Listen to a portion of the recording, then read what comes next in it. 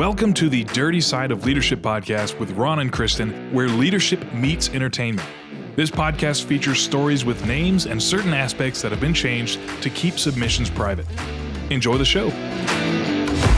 Welcome to the Dirty Side of Leadership podcast. On this episode, we are going to discuss 7 subtle signs your coworkers are sabotaging your success. And before we begin, Ron, since this is episode 19, I know we had previously discussed doing something special for listeners in celebration of episode 20.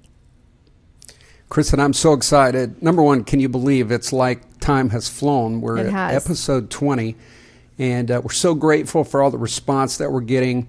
And I want to send someone a copy. I want to do a signed copy of my book, The Dirty Side of Leadership. I want to mail that to someone, and we're going to have a little process, that little trivia that you do, and get that book. Love and it. Also, Kristin, rumor has it we might have a big announcement on episode 20. Do you want to discuss that? No one's getting anything till next week. But it's an awesome announcement, something we've been working hard on. And so we can't wait to tell you more about it next week. And you're going to need to tune in. So we're going to jump back into the podcast here. And I want everyone to know we really appreciate you. Episode 20 is coming right around the corner. Really special. But back to sabotage. An alarming percentage of the U.S. workforce says that they have experienced sabotage. And it's not only by their boss. Sabotage is more than a lack of support. And when you're being sabotaged, someone is actively undermining your performance or success. It may be a conflict between you and a coworker or a boss.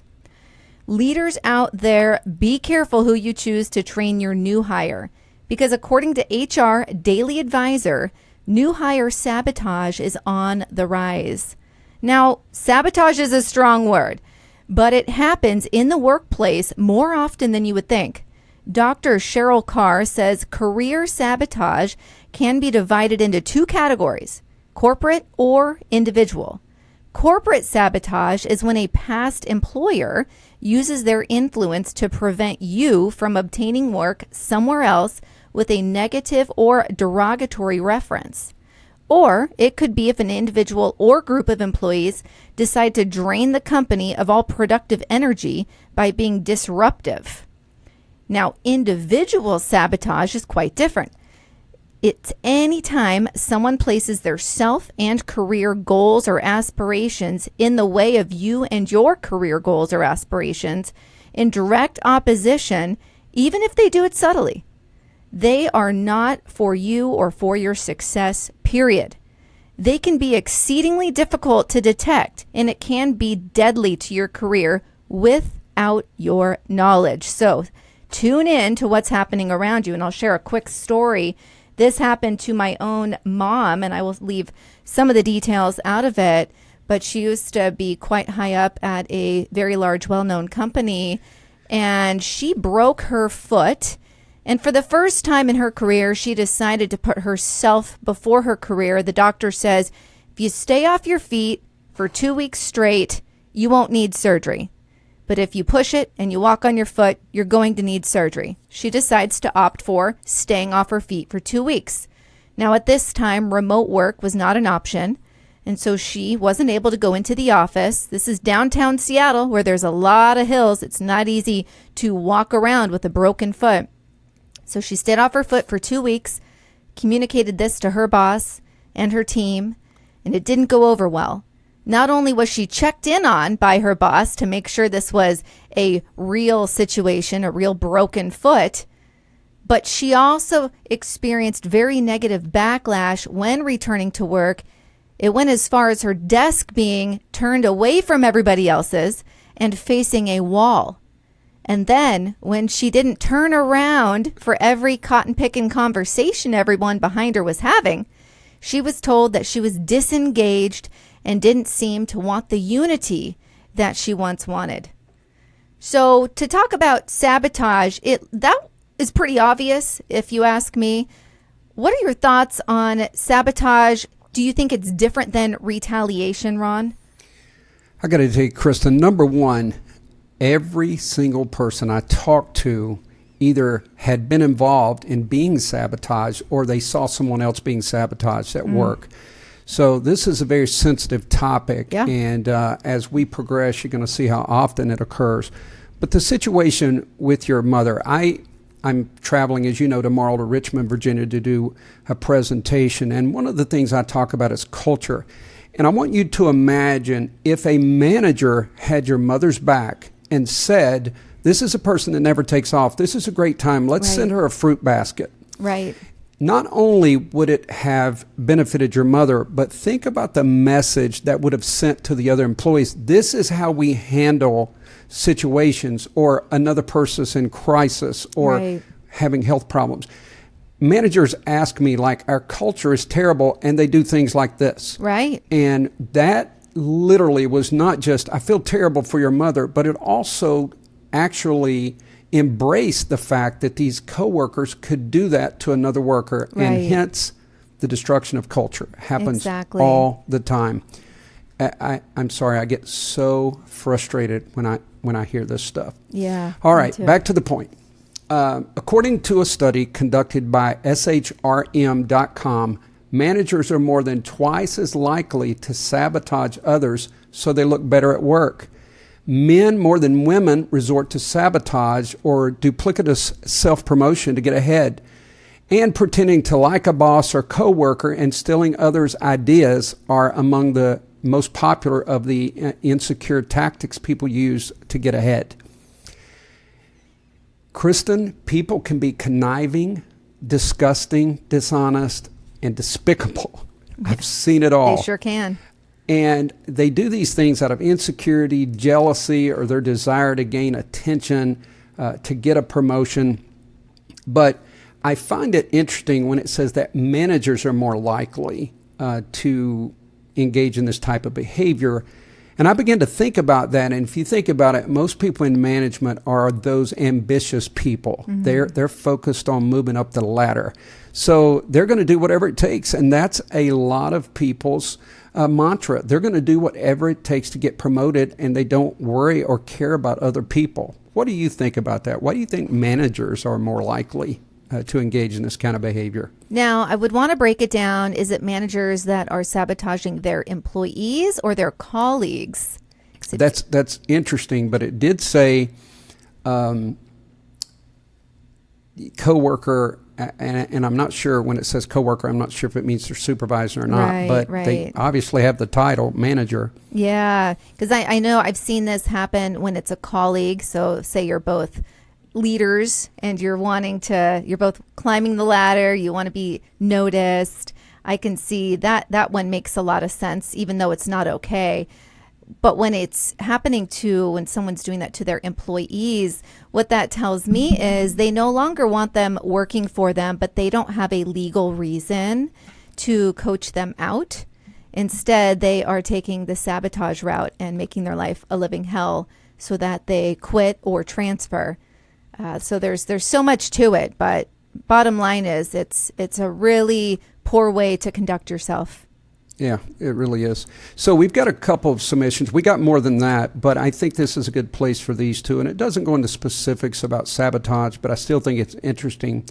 This came from Jeremy. This is out of our Facebook group. It says, I put in 2 weeks with a job that actually promised to punish you if you didn't do what they wanted. And then you got punished for doing what you were supposed to.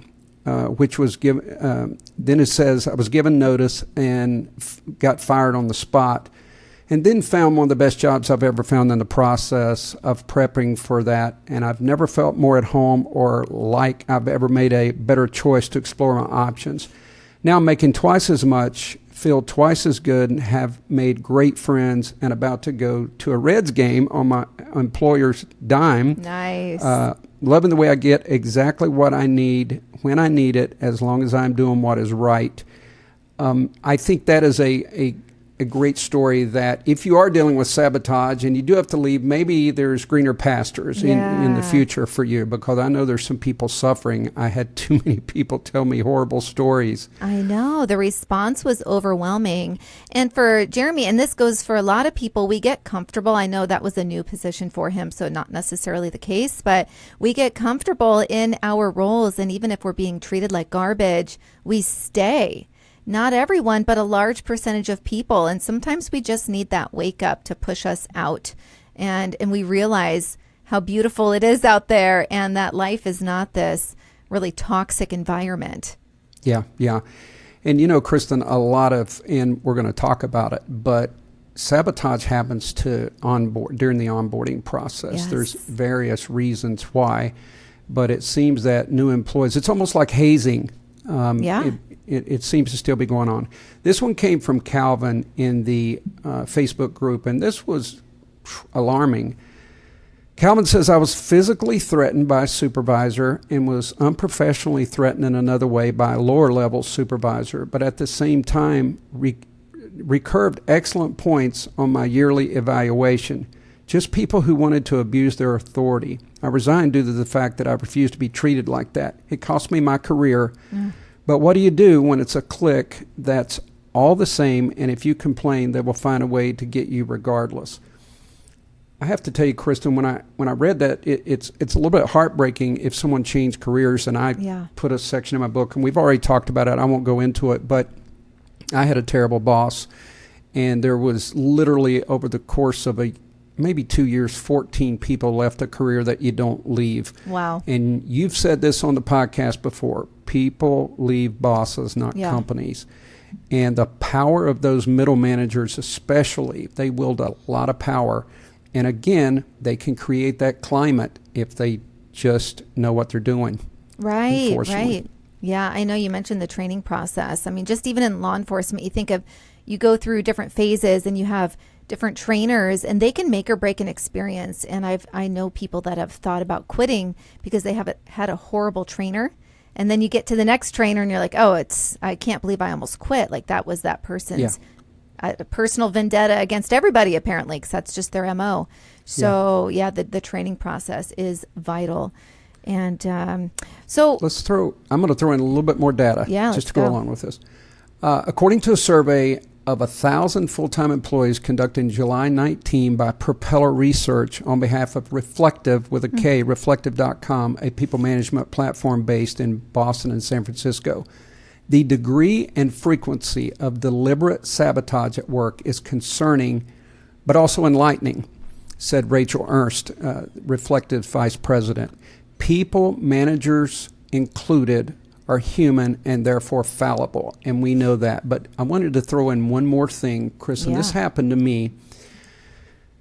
Even though I was already a U.S. probation officer, the academy was brand new, and when I got there, we had to go out and conduct audits, and I've mentioned those in a previous podcast, but this is what I didn't mention. There was someone who had already worked in the central office who saw me as a threat. Now, I didn't know this, but these audits were complex. And at some point, the boss went to this individual and said, Ron's getting ready to do one of these audits. I want you to sit down, walk him through the process, because there's all kinds of policies, procedures, all these things you have to do. It's complex. And, make sure he does well. His response that I later found out was, I'm not going to help my competition. When this got back to me, I was flattered because I didn't know it was competition at that point. But in all honesty, he had already been giving me the cold shoulder in various ways. And because he had been with the agency longer, I literally tried to earn his favor, which now it frustrates me, but that's what I was doing. Right. But at that moment, when I realized absolute trust is broken, I have no trust in this individual, that's when I pulled back and I became my own person. So again, that had a lot of negatives, but it also had a positive, and it helped me realize, I'm on my own here. And I did call someone in D.C. I was able to get some help in preparing, and it ended up going very well. So it kind of backfired against him. But I thought I don't care what the position is, I would never not help a coworker, right. a teammate. Yeah. I'm just not wired that way. I might be Right. competitive, but I want to see people succeed. So anyway, Exactly. Absolutely. No, that's the right approach for sure. We need to be offering solutions to folks, and we need to, because we want that back from them. There's always going to be someone that knows more than us, and we want to be able to glean from that experience and knowledge, and then also offer it, pay it forward and offer it back to folks that don't have as much as we do. So there's a lot to be learned, and if you foster an environment of sharing knowledge, you will win, you will succeed. So that's the way to do it. So everything that we're saying probably sounds scary, and there's no need to panic or start watching your back every single time you interact with your coworkers. But it is important to be aware of any subtle signs that people at work may be trying to undermine your success. And it's just smart to be aware. That's and right. if that's the case, keep in mind you might not need to immediately jump ship. Now back to Dr. Carr. So according to Carr, if you are being sabotaged, you should focus on one question. What is best for you and your career in the long run? Not all sabotage is fatal, and some of it backfires, like you're just talking about, Ron, and exposes bad team players. You may remain standing while the saboteurs. I told Ron I was going to make a mistake on that. While they get moved or replaced. See, I just exposed myself there, but you got to do that sometimes. See, I had to learn from Ron, and then we'll pay it forward at some point. So anyways, the whole point was you may be the ones standing, and they're the ones that get canned, and their poor MO is now glaring, and the light was shined on that. So that's okay. That is okay. So you need to be able to reflect on your career in the long run and make a decision at that point. This type of toxic experience might even lead you to assess your company culture, talking about culture again, with a more critical eye and take empowered career decisions. But let's start with any suspicions first.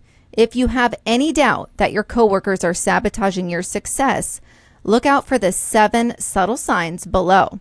Do you feel uneasy around them? Do you feel oddly drained after engaging with certain coworkers but can't quite pinpoint why? Does something just appear to be off? Listen to your instincts. You may be on the radar of a saboteur. Kristin, say saboteur 3 times. Saboteur. Saboteur. Is it going to appear in the mirror? She's so articulate. I love this. I love it. Saboteurs use emotional manipulation to control you, and it's easy to determine that they are not a fountain, they are a drain. I have to say something real quick on that. That's a good one. Have you ever heard, Ron, where I know Jordan Peterson says this, some people lose chips when they are in a social setting, when they're interacting with strangers or people they don't know very well. It's like you're losing chips. And then someone that maybe like you and I, who are pretty social people, we gain chips, like we get an energy out of meeting people. So my husband, I was like, I need you to go to this event with me. And I don't ask him very often. He goes, I'm going to lose chips tonight, because he doesn't like interacting with people that he doesn't know. And so it's the same thing here. You either have a fountain, someone's a fountain, or someone is a drain.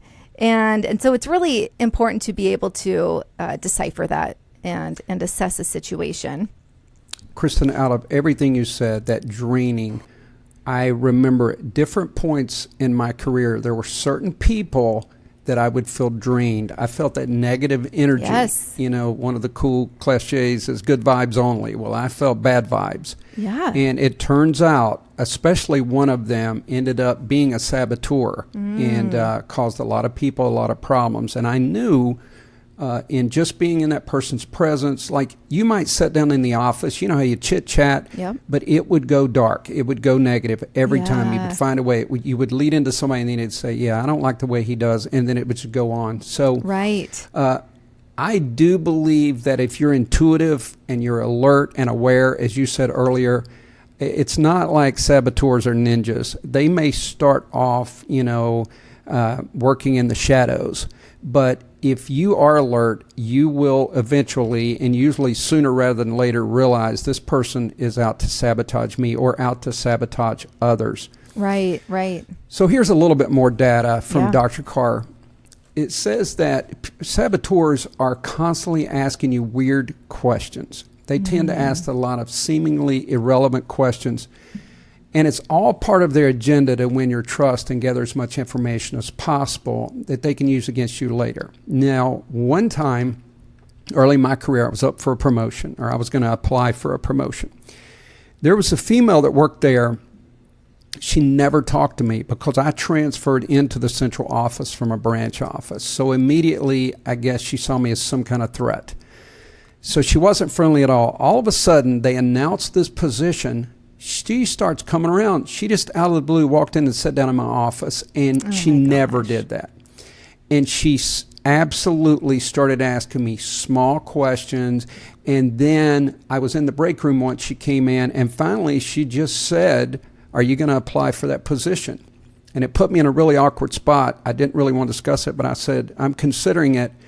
And she said, well, she literally asked me, like, well, what do you think you would bring to the table? Oh my gosh. She was inquiring as to how I was going to answer certain questions. Right. I got the position over her. She Amen. filed a complaint against the management, and it lingered on for 3 months. I didn't find all of this out until the head of the system retired, and I was at his house, and he told me the whole story. I didn't know he went through so much hell because of that. But anyway, it really sparked my memory when it said they asked those odd, weird questions, and that's exactly what she did. Yes. Oh my goodness. Yeah. And that's something, thank goodness that you weren't clueless and that you were able to cue into that, because so many people don't even realize what's happening to them in the moment. Yeah, for me, it was kind of obvious. You've never spoken to me, and all of a sudden there's a promotion, and you and I are the two obvious contenders. Yeah, anyway. Exactly. Okay, continuing on. In fact, once they've won your trust, they'll begin to sneakily and negatively affect your efficacy at work and begin to make you appear incompetent or problematic. It basically involves either gossip or they sabotage a project. You know, it's that type stuff. But people tend to believe if they start small, making negative statements about you, then it's easier to make that larger, to make you the villain. And that's exactly what these people do. And they're ultimately, they want your destruction. They want your demise. I can remember people gloating when people literally quit the job or left. Wow. And they left miserable. It's amazing. It's almost criminal conduct at work, in my opinion. So, yeah. What else you got, Kristin? Well, something else that you'll want to be aware of is that they only give you conditional trust. So if you sometimes feel frustrated about having to bargain with a coworker just to get things done, you may be falling into the trap of a saboteur. Did I get it wrong? You were just showing off earlier, saying it like 5 times. But you know what? The good thing is I stumbled in front of you guys, and now I'm back on my feet. Kristin, so here I we sabotaged you. Yeah. I love it. Ron's like, I'm going to put this in there. Maybe it's a good sign that I've never had to use that word before. I think it's a sign of growth, because the Kristin I started with would have said, let's re-record. I You're know. rolling with it. You're probably right. I mean, I'm all about being real, but I probably would have said, stop, let's do this again. I look like a fool. But the thing is, we are all going to have these moments. Either that, or maybe she's about to give up, folks. Maybe she's just throwing it. I'm kidding. Go ahead. You never know. No, I don't quit. I know you don't. So you get conditional approval for things or for cooperation for one thing or for a project or task, but absolute opposition on everything else. So basically dangling carrots in front of you. If you do this, then this will go well for you, Kristin, right? That type of thing. Ugh. So, Ron, this sounds like good old manipulation to me. And, you know, I hear the neighbor kid over the fence doing that to my son. If you don't play this game with me on Roblox, I'm not going to hang out with you the rest of the day. And I'm like, ooh, you got to watch out for that kid. He's going to try to steal your girlfriend someday. Yep, and it starts in childhood. A lot of these things, if that's uncorrected, that kid will take that attitude right into the workplace. And I'm watching. We talked about a word called forced teaming Yes. In an episode, it's when people say we. So the other thing they will do is try to have you at least in the room when they're gossiping. And it is a form of control. They want to control you. They want to control your potential, or destroy you, destroy your potential. So I do think these people are so good at forcing you on their team, manipulating you, making you feel like they like you one day, they don't the next. Like it's really bizarre behavior. Right. And it's been unchecked, so it keeps going. And that's where you got to have a powerful management team, and you got to speak up. But we'll get to that. Yeah, 100%. So another thing to pay attention to, if chaos seems to follow you and drama seems to follow you everywhere you go these days, you could be on the receiving end of career sabotage. So once you have been sabotaged, you may notice that the person doing it may be very friendly, just long enough to win your trust. And then they'll go underground and they will begin to negatively affect you and your efficiency at work and will create chaos, all to make you appear incompetent or problematic. They will pit team members against you, falsify reports, and your work equipment may even appear broken. Software may be constantly malfunctioning, and all by their interference and outright sabotage. Have you ever seen, I know we had to always keep our computers locked at the bank. Have you ever seen it to where when someone would leave their computer unlocked and they would walk away from their desk, that someone would go in there and maybe send a rude email? Oh, this happened all the time. They would, while the computer was unlocked, just to drive home that this person left the computer unlocked, they would sabotage them. And it could be playful sometimes, but it was also, in my opinion, a form of sabotaging and saying, look, this person made a mistake. I want everyone to know. Have you ever witnessed that?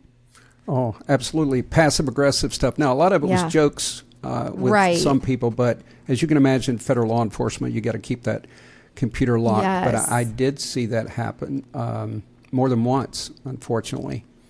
Yeah. So, Kristin, sometimes there is flattery initially a lot of the time to win trust, but sometimes people just get the cold shoulder right out of the gate. And we have a listener submission. This happened. I'm just going to tell the story on this one. This person was brand new at this company. Well, it was fine. It was a school. It was education, teaching. That's a safe thing to say. So this was a new teacher, and this teacher came into a relatively new school. So there is this unhealthy ownership, and I talk about that in my book. So apparently these other teachers, or a few of them, a handful of them, were like, we were here when the doors opened. You know, this is our school. So this new teacher comes in and brings some innovation and starts getting accolades from the principal and from some of the other, school board and parents and those kind of things. And shortly after she was given accolades in a meeting, she said it was like somebody pulled the shades. She was not invited to social events. People would not speak. She would walk in the break room.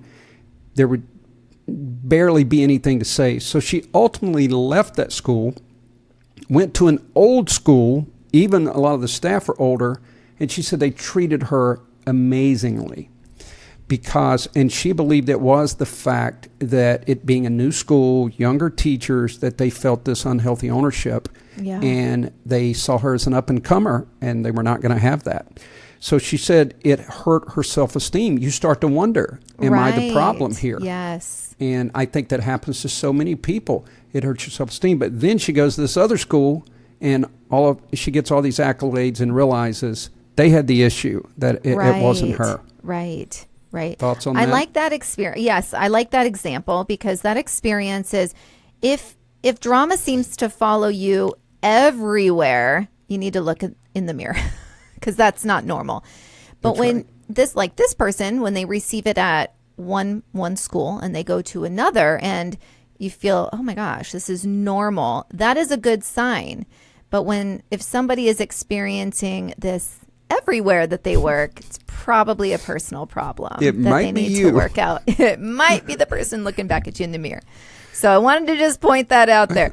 That's important to take note of. It's like when you watch The Bachelor or The Bachelorette, Bachelorette. There's like that one person that no one gets along with. I'm like, but it always seems like the Bachelor goes for that Bachelorette that no one gets along with. I can't quite unpack that. But that is something you want to pay attention to. It's not just they're jealous of me. You might have a social problem. So anyways, that does happen. Pay attention to that. You may need to make tweaks of your own. But I used to have a sign up in every bank that I managed. It said, please be responsible for the energy you bring into this space. Yep. And you were mentioning this earlier. When you have a negative person around you, it is very draining. And it goes back to the reference of if you're exhausted after a mere conversation with somebody, that is a problem. That person probably is a negative person. They are sucking you dry. And you want to be on the lookout for that. And you want to do as much as you can to limit your exposure to that type of personality, if possible. So true. Yeah. Well, all right, Ron. So any more advice? Because we want to talk about solutions at the end here. Let's tie it up with some advice for folks dealing with this. What do you recommend for people who are actively dealing with sabotage? I touched on this, but, and it's amazing what experience does for you. I said you can have all the charisma, all the talent, but you still got to gain experience to be an effective leader. Mm-hmm. And in that time the person was sabotaging me, in my mind, I thought, I need to win his favor. He needs to see how good I am. He needs to see that I'm wonderful. All these things run through your mind. So you find yourself trying to impress that person. And I remember one time I was teaching defensive tactics and the person walked in. So I did a move really fast, whatever. And the person actually, for the only time ever, he said, I only knew one other guy who was that fast. And man, that fed my ego. Right. But the same behaviors continued. And I realized after I learned from what he had said to the manager about not helping his competition, it was like this epiphany came to me. What am I doing? This guy doesn't like you. Be your own person. And in that moment, I started to be my own person. There's people listening. You're being sabotaged, and you think you can win these people over. You think that all of a sudden one day the sun's going to come up and they're going to see how wonderful you are. It's probably not going to happen. I'm sorry to say that. But if it's been going on for a period of time, you be you. Right. And also, we say this all the time, the highest level of communication is talk to that person.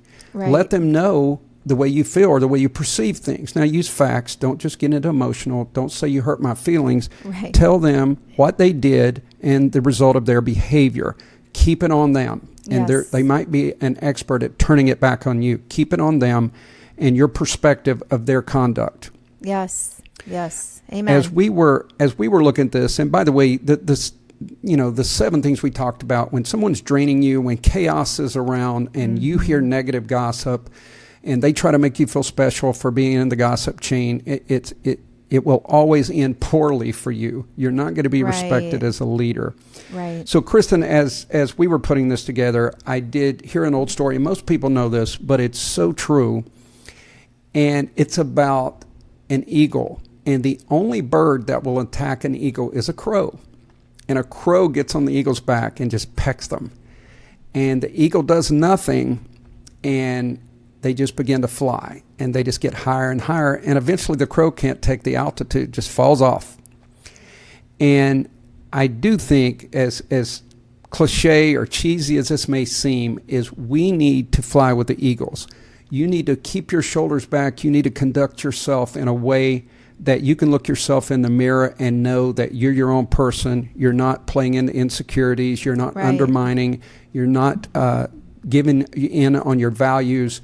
And as you do that, now it takes a while, but I think back in my career, the people with standards, the people who were secure, as I just watched them elevate, and it doesn't have to be a promotion. They will just elevate. People will start wanting your opinion on things because you've identified yourself as a leader, a thought leader, someone who's not irrational or emotional. And you watch what happens if you begin to conduct yourself in a secure way, with integrity, with follow through, consistency. People will begin to flock to you. People will see you as a leader. And that's what I would say to anyone. But if you're going through this, we're always happy to help. DM us and we can talk. But also, there is a time when you have to exit. Right, right. You have to look at the signs. There are situations that just cannot be rectified. And you just have to develop an exit strategy, but leave on your terms. Don't leave just because you feel intimidated or you feel bad. Find that better job. Be ready. It's easier to get a job when you have a job. So leave on your terms, but recognize the signs. If you realize, I just can't improve the situation, it's okay to exit. But again, don't be pushed out, walked out. Kristin? Preach. Yes, I love that. Absolutely. Great advice. All right, folks, I hope you enjoyed today's episode. I hope you took some great information away. Share it, like it. We need you to go subscribe if you have not already. Join our Facebook group if you're not already on there. And if you are on there, get more active. We really enjoy interacting. We have a lot of new members, and it's a lot of fun. So you can find us on social, pretty much any platform. And you can also find our podcast, the one you're listening to right now, wherever you get your podcast. Subscribe, share it, rate it. And we appreciate you so much. Absolutely. Be the leader you're meant to be. We'll see you next week. The Dirty Side of Leadership podcast is brought to you by Forward Operations. If you'd like to book Ron or Kristin for speaking events, training, or executive coaching, visit forwardoperations.com. Be the leader you're meant to be.